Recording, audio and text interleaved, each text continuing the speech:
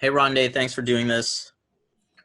Problem, man. Curious, watching the game last night, you guys as a team are big on the flyby, the hard contest on shooters. Is one of the small positives of not having fans in the arena the fact that in the back of your mind, you don't have to worry about them and, you can just kind of go all out in those contests?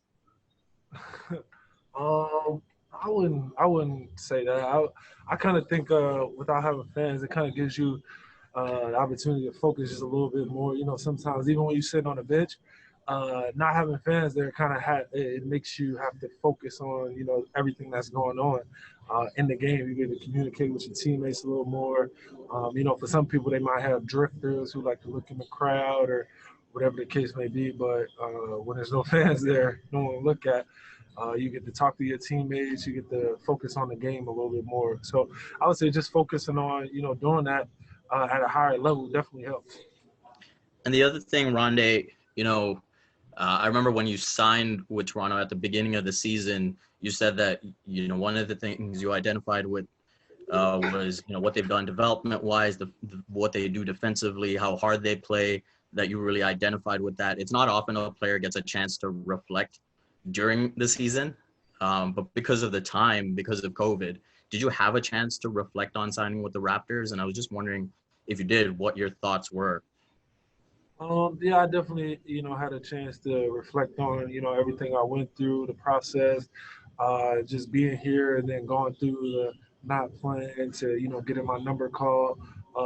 Just everything was definitely an experience, something to take from and, teach the next guy, that they'll go through certain adversity, certain things that won't always work in their favor. But if you stay resilient, stay patient, keep working hard, man, and keep that spirit and that energy high, things work out in your favor. You never know your chance to be called. So I would just say, just being able to stay focused and just keep learning from Nick, who's a great coach, from Fred, Kyle, Mark, Serge, all these guys who are great leaders, has helped me to get even further. When we talked to you a few weeks ago, you had mentioned that energy is not something that goes anywhere after a long layoff. Obviously, there's a period here coming up where it's going to take teams and players some time to get their rhythm back, their offenses back. Did you feel last night as an energy player that you had maybe an advantage because that doesn't go anywhere? And do you feel like that might be an advantage for you moving forward here over the next few weeks? Yeah, I think that all the time, even when there are fans here, I feel like me being the type of person I am, the type of player I am, bringing the energy at all times, no matter the circumstance, kind of gives me that benefit. And what did it feel like last night being back out there and playing after such a long layoff? It was cool. It was a little weird, a little strange. Especially sitting on the bench. It's very quiet at moments. You kind of realize, especially on the free throw line. But for the most part, when you're out there and being able to compete, man, everything else goes out the window. Rondae, thanks for doing this. I'm just wondering, kind of, how are you feeling the day after a game? It's been a while, and how does that kind of compare to the way you guys have been practicing? Are you feeling more tired today than you have the past few days? No, I feel because I pretty much work out like it's a game anyway, so I feel the same as every other day. Do you think your teammates, from what you saw chatting with them or seeing them play today, do you think it was kind of the same as practice, or was it tougher because it was a game? Say that. So I don't follow. Say that again. Do you think with seeing your teammates practice today, do you think they were more fatigued coming after a game, or was it kind of like you guys every other day during practices? Yeah, no, it pretty much the same. Hey, Rondae, thanks for doing this. No. I was just wondering, like last night, the bench unit, like the secondary unit looked fantastic out there. Looked like you guys hadn't really missed much of a beat, and I just wanted to know, like you guys were telling us beforehand how you guys were giving the first unit a real run for their money. So like was that like a product of like, or just like how ready you guys were last night? Um, I would say just man, we stay focused so much, man, and we all push each other, to be better. That whenever we get out there, it's natural for us to come out and compete and give 100%. And then we're connected, whether we took our hat off for 4 months or not, we connected. So being able to compete with those guys, sometimes it'll feel like we didn't miss a beat.